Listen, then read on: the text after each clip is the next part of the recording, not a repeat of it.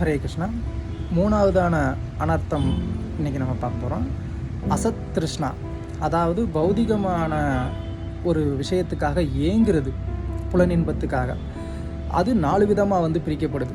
ஒன்று இந்த பௌதிக உலகத்துக்குள்ளேயே நம்ம ஒரு சுகத்தை, அதாவது இந்த பூலோகத்திலேயே ஒரு சுகத்தை அனுபவிக்கிறதுக்காக ஏங்குறது. ரெண்டாவது சொர்க்கம் போன்ற மேலுலகங்களுக்குள்ள அனுபவிக்கிறதுக்காக ஏங்குறது.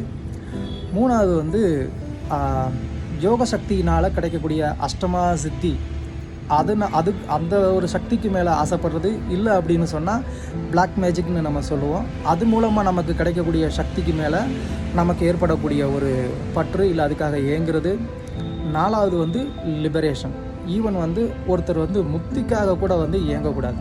இந்த முக்திக்காக ஏங்குறதும் கூட ஒரு விதமான அபராதம் தான். அது பக்திக்கு செய்யக்கூடிய ஒரு அபராதம்னு சொல்லி ஆச்சாரியர்கள் எடுத்துக்காட்டு.